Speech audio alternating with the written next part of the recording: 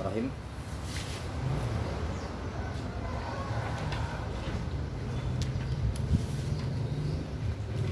Alhamdulillahirabbil alamin, wassalatu wassalamu ala nabiyina Muhammadin wa ala alihi wa sahbihi ajma'in.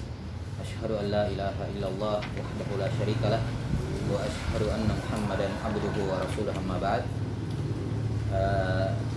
Risalah yang keempat insyaallah taala yang akan kita bahas adalah risalah Ushulul Iman.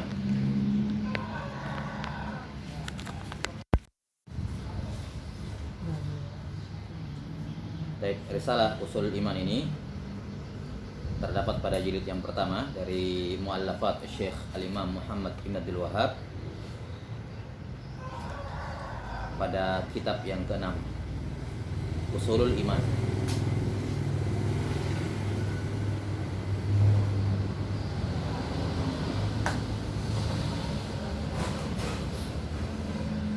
Tentang judulnya Ushulul Iman, usul yakni dasar-dasar keimanan, pokok-pokok keimanan. Iman dalam akidah Ahlussunnah wal Jamaah pembahasannya tidak keluar dari rukun iman yang 6. Bahkan itulah sumber dari semua pembahasan iman dalam buku-buku akidah, semua berputar pada rukun iman yang 6. Apa itu iman? Bagaimana rukun iman kepada Allah dan seterusnya sampai iman kepada hari akhirat. Baik. Maka usul iman ini ya pembahasannya seputar itu, seputar rukun iman. Di dalamnya beliau rahimahullahu taala akan membawakan beberapa bab, ya, membawakan beberapa bab yang mana semua bab ini berkenaan dengan satu masalah dari masalah-masalah seputar rukun iman yang 6. Tentang definisi iman, tentang iman kepada Allah, iman kepada para malaikat dan seterusnya. Dan ini saya kira tidak perlu kita jabarkan karena saya berasumsi masalah rukun iman yang 6 ini tentang gambaran garis besarnya antum sudah ketahui secara umum. Misalnya dalam pembahasan iman, ya, kita ketahui iman itu dari sisi usulnya adalah iman itu adalah al-i'tiqad atau qaulun wa amal wa i'tiqad yazidu wa yanqus, bertambah dan berkurang. Itu poin. Masuk rukun iman kepada Allah. Iman kepada Allah kan ada 4. Iman bi wujudillah, akan adanya Allah. Iman bi rububiyatillah, bi uluhiyatillah, wa bi asma'ihi wa sifatih, ya kan? Ya. Ini saya kira yang sudah familiar lah tentang iman kepada Allah. Iman kepada para malaikat juga terbagi menjadi beberapa jenis. Ada iman mujmal dan ada iman tafsir mufassal, ya kan? Apa itu malaikat, siapa mereka, nama-namanya, tugas-tugasnya, sifat-sifatnya, ini semua pembahasan mengenai rukun iman kepada malaikat. Iman kepada kitab suci juga sama. Ada mujmal, ada mufassal. Ya, ada berapa kitab suci? Ya, nama kitab suci, apa tujuannya diturunkan kitab suci, termasuk di dalamnya pembahasan Al-Quran, kalamullah dan seterusnya. Kemudian Al-Quran menghapus semua hukum kitab suci sebelumnya. Setelah itu iman kepada Rasul, sama. Ada iman bil mujmal sama mufassal, global dan terperinci.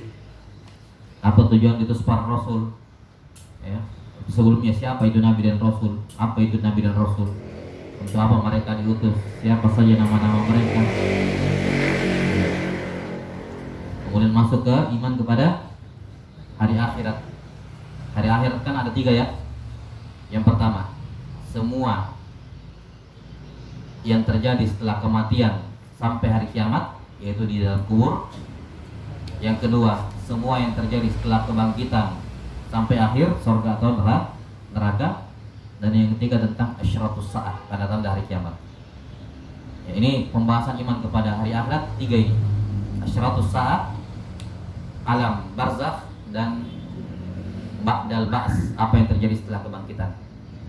Kemudian yang terakhir iman kepada qadar. Ada 4 perkara kan, ilmullah, al-iman bi ilmillah, kemudian kitabatul apa? Al-qadar, penulisan qadar di Lauhul Mahfuz, kemudian masyiatullah alal khalqi dan khalqullah alal makhluqat atau al-qadar al-maqdur. Jelas? Ini saya kira pembahasan sudah sering berulang bagi antum, jadi kita globalkan saja gambarannya secara umum seperti itu. Jadi semua hadis-hadis yang akan beliau bawakan dalam kitab Ushul Iman ini tidak ada yang keluar dari pembahasan rukun iman. Ya, akan ada sedikit yang keluar, tapi bukan keluar secara secara zahir, iya tidak ada hubungannya, tapi secara tidak langsung tetap berhubungan dengan rukun iman. Jelas? Kita lihat apa yang beliau bawakan dalam kitab ini. Kata beliau, Bismillahirrahmanirrahim, bihi nasta'in.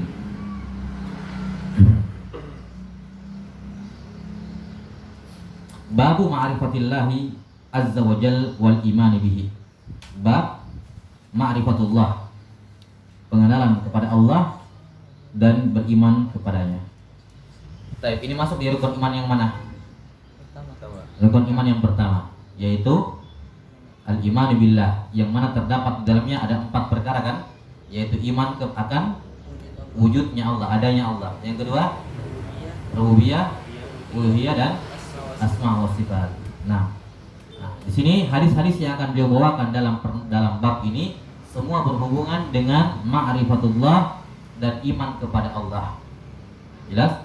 Walaupun ada yang berhubungan dengan rububiyah, ada yang berhubungan dengan uluhiyah, dan ada yang berhubungan dengan asma wa sifat. Ada yang berhubungan dengan wujudnya Allah.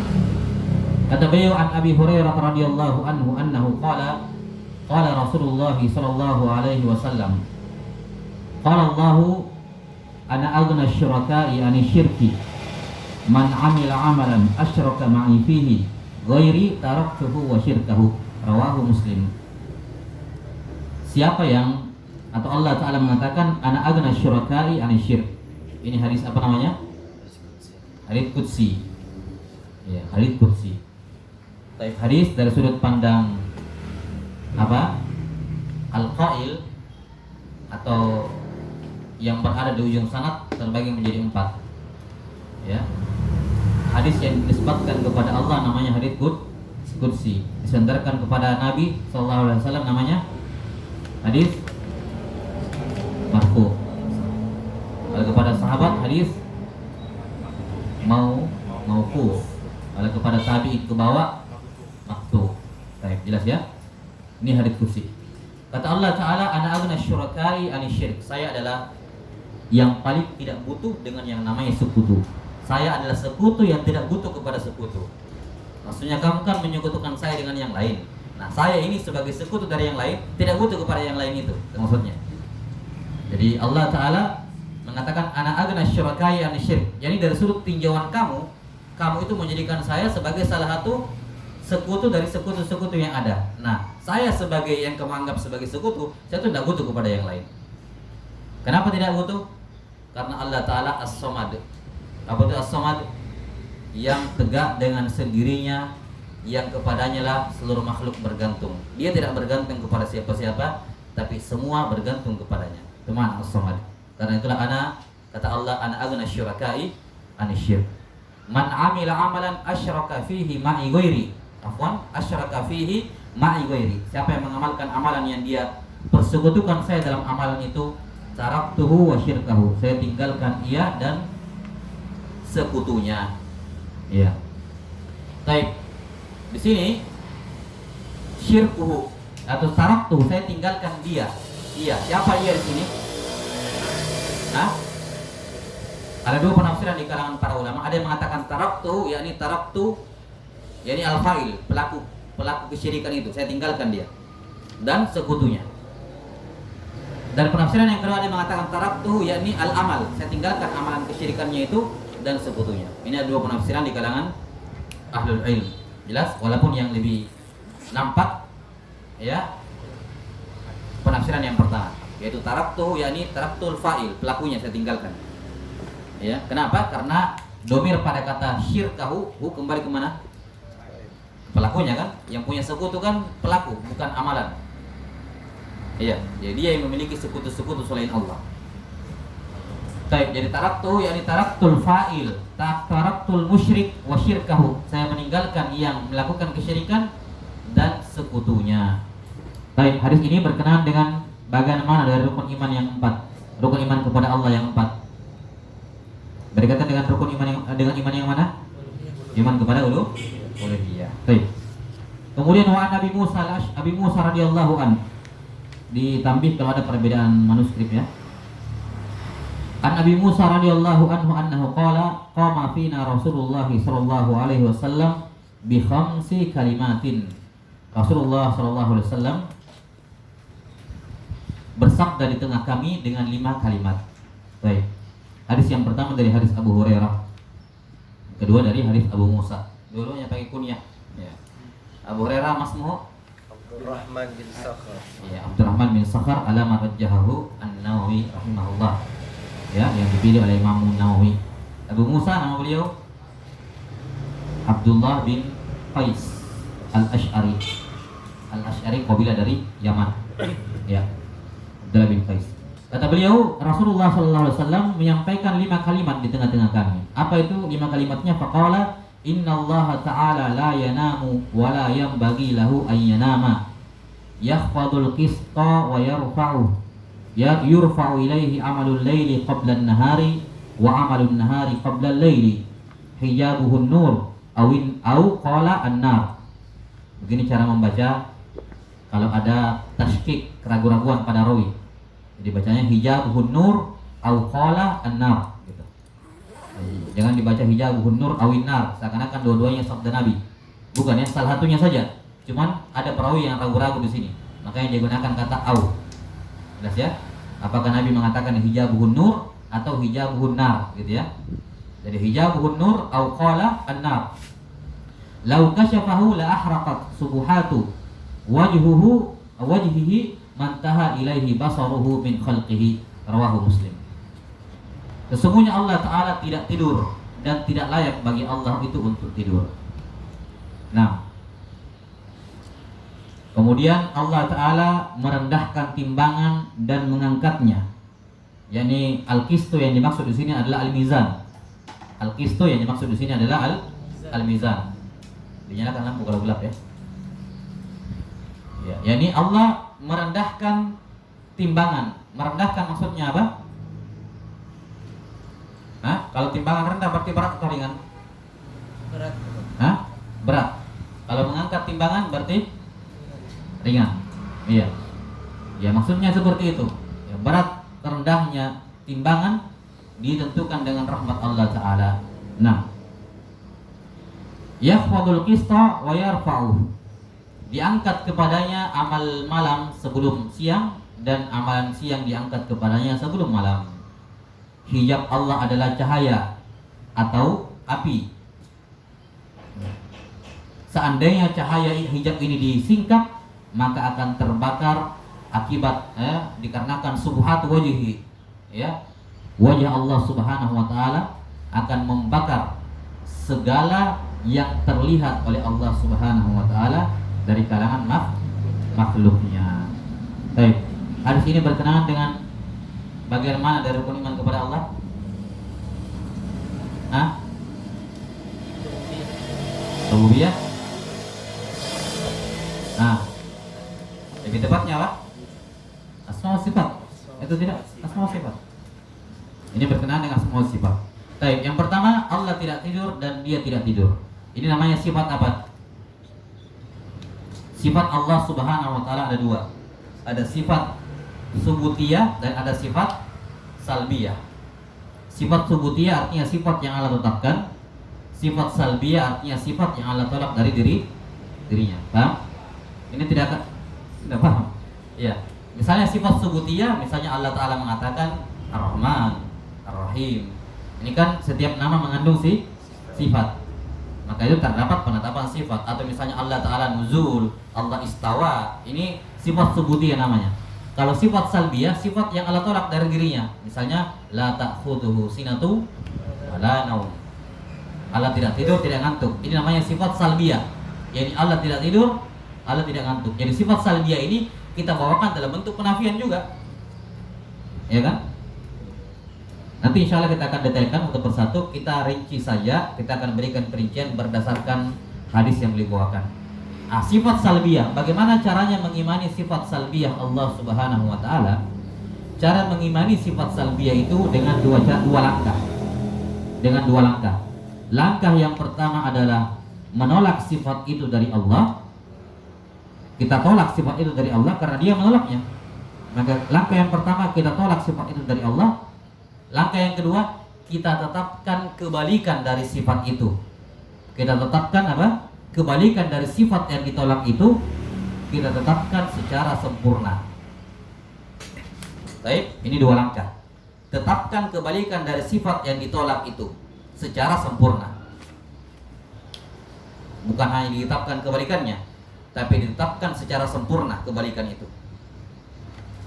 Baik, kita terapkan di sini. Allah tidak tidur. Bagaimana cara mengimani tidak tidur? Kita tetapkan bahwa Allah tidak tidur. Kita nafikan juga. Kita sampai sini langkah yang pertama. Kita katakan Allah tidak tidur sama sekali. Yang kedua ditetapkan lawan kebalikannya. Apa kebalikan dari tidur? Nah, kebalikan dari tidur apa? Hidup. Iya. Terjadi. Kalau dikatakan an-naum akhul maut, ya, tidur itu adalah saudara kematian, maka kebaikan dari tidur adalah kehidupan yang sempurna. Jelas sampai sini? Mati, tidur, lupa, itu lawannya semua adalah kehidupan yang sempurna. Ya kan? Karena kan kalau orang ya, kalau tidur ya tidak sempurna kehidupannya. Maka ini dua langkah. Kita tetapkan Allah tidak tidur, kemudian yang kedua kita tetapkan kebalikannya, yaitu Allah Maha ya, mau dikatakan terjaga, yakni tapi terjaga dalam artian ya hidup dah. Hidup ini lebih tepat. Hidup dengan kehidupan yang sempurna. Kita harus tetapkan sebaliknya dan harus sempurna dalam menetapkan sebaliknya. Bukan sekedar kalau begitu Allah hidup. Enggak cukup sampai situ. Kita harus menetapkan kebalikannya, yaitu hidup dengan kehidupan yang sempurna. Kenapa kita harus menetapkan kebalikan? Karena sifat salbiyah itu tidak menunjukkan kesempurnaan. Kalau dikatakan Allah punya sifat tidak tidur, ya, terus kenapa kalau tidak tidur? Tidak menunjukkan kesempurnaan, iya kan? Sementara nama dan sifat Allah semuanya husna, semuanya ulia, sempurna. Maka bagaimana caranya agar sifat salbiyah itu menunjukkan kesempurnaan? Caranya adalah ditetapkan kebalikannya secara sempurna. Jelas? Hah?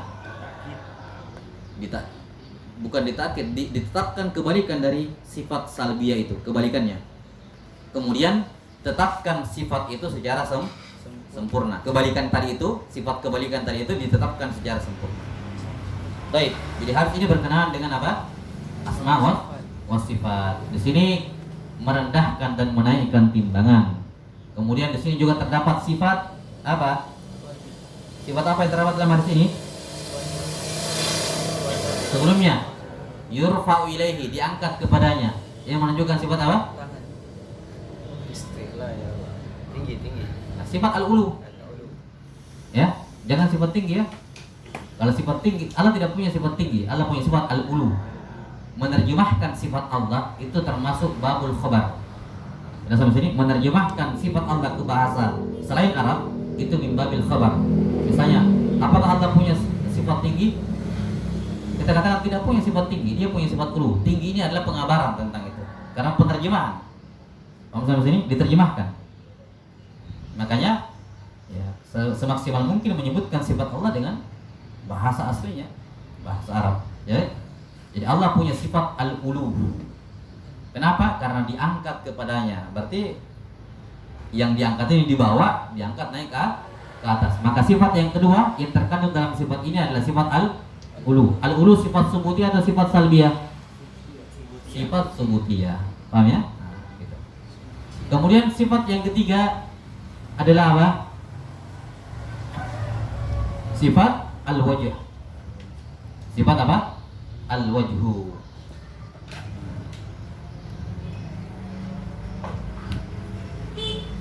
Penjabaran lain, sifat subutiyah terbagi menjadi dua. Tadi kan subutiyah dengan salbiyah. Sekarang subutiyah terbagi menjadi dua. Ada sifat zatiyah, ada sifat fi'liyah. Sifat subutiyah terbagi dua, sifat dzatiyah dengan sifat fi'liyah. Ya. Jelas sampai sini? Apa itu sifat dzatiyah? Sifat yang terus-menerus Allah bersifat dengannya. Tidak pernah Allah tidak bersifat dengannya. Itu sifat dzatiyah. Jelas sampai sini? Jadi sifat yang terus-menerus ada, yang terus-menerus Allah bersifat dengannya. Sementara sifat fi'liyah adalah sifat yang terkait dengan masyiatullah, kehendak Allah. Yakni Allah bersifat dengannya kalau dia mau, kapan dia kehendaki. Kalau dia tidak kehendaki, ya dia tidak bersifat dengannya. Jelas? Jadi sifat fi'liyah ini sifat yang tidak seterusnya atau tidak setiap saat Allah bersifat dengannya. Ada keadaan di mana Allah Ta'ala tidak bersifat dengannya. Jelas sampai sini? Ya, itu sifat fi'liyah. Nah, al-wajhu itu masuk dalam kategori sifat fi'liyah atau sifat dzatiyah? Dzatiyah. Kalau sebagian ulama merinci lagi, ini dzatiyah khobariyah. Tapi tidak masalah, khawatirnya terlalu banyak taksimnya lagi ini. Jadi itu saja, wajah masuk dalam kategori apa? Sifat dzatiyah. Terus menerus, tidak pernah kan lepas. Baik. Kemudian apa lagi sifat yang terdapat di sini? Sifat basar. Sifat basar.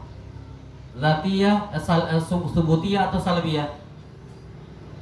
Sifat basar, melihat. Subutiyah. Kalau dia subutiyah, dia dzatiyah apa? Dia dzatiyah atau fi'liyah? Dzatiyah. Nah, dzatiyah. Tidak pernah Allah tidak melihat, kan gitu. Selalu melihat, maka dia dzatiyah. Baik.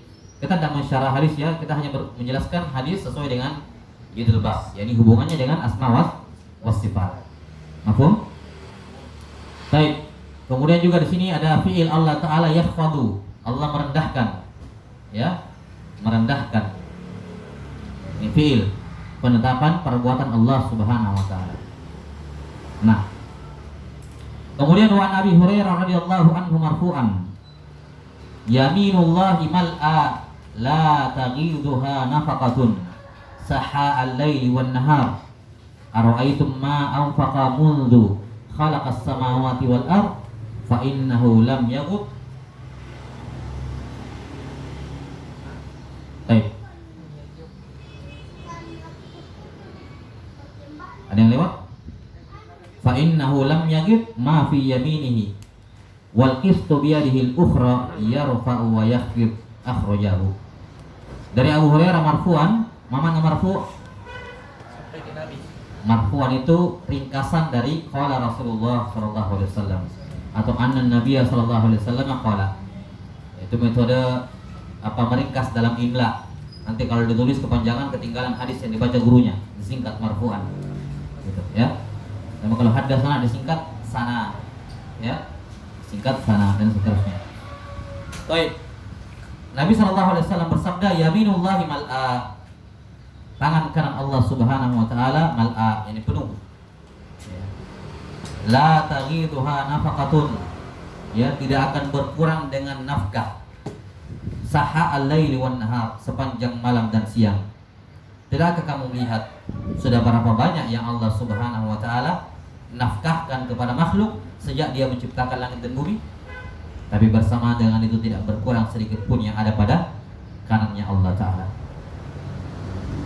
Ini sama seperti hadis Abu Dzar Al-Ghifari radhiyallahu ta'ala, ya ibadi law anna awwalakum wa akhirakum wa insakum wa jinnakum qamu fi sa'idin wahid fas'aluni fa'aqaitu kulla wahidin mas'alata ma naqasa dzalika mimma 'indi illa kama yanqusul mikhyatu idza udkhilal bahr.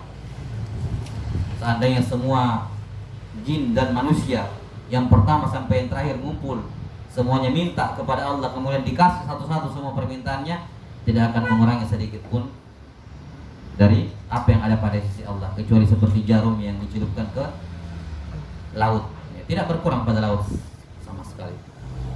Ya. Dan ini tentunya hal yang sangat makul dan masyhud, masuk akal dan disaksikan. Kenapa? Di antara dalailun nubuwah, di antara tanda kenabian Rasulullah SAW adalah apa? Taksirut to'am, ya kan? Memperbanyak makanan. Makanannya sedikit. Jelas sampai sini? Datang orang ratusan ribuan dikasih oleh Rasulullah, dibagi-bagikan oleh Rasulullah SAW. Setelah itu apa? Tetap tidak berkurang. Ya kan? Bahkan dalam sebagian riwayat dikatakan kami tidak tahu apakah yang tersisa itu sama seperti sebelumnya atau bahkan lebih banyak. Nah, ini padahal Nabi memberi, tapi ternyata di sini tidak kurang. Kalau ini bisa disaksikan pada diri Nabi Muhammad SAW, maka sangat mudah mengakali itu pada Allah. Allah kasih semuanya dan tidak berkurang sama sekali. Apa yang ada pada kekuasaan Allah Ta'ala, ya kan? Sangat mudah dipahami. Bahkan masyhur disaksikan dengan panca indera oleh para sahabat. Nah, kemudian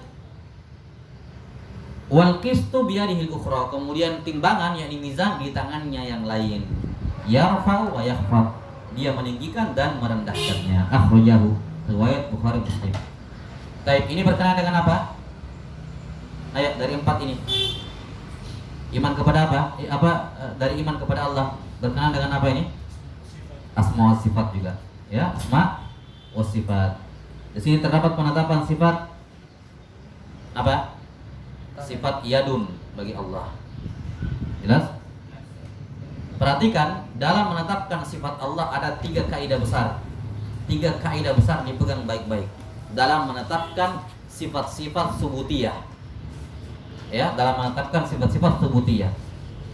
Yang pertama adalah isbatus sifat lillahi ta'ala. Tetapkan sifat itu untuk Allah Ta'ala. Jelas ya?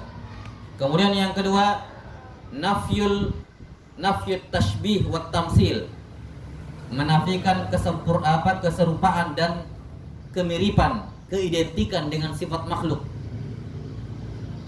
Menafikan tashbih dan tamsil, yakni sifat Allah tidak sama, tidak serupa, tidak identik, tidak mirip dengan sifat makhluk. Jelas yang kedua ini? Yang ketiga, qat'ut tama'i an idrakil kaifiyah.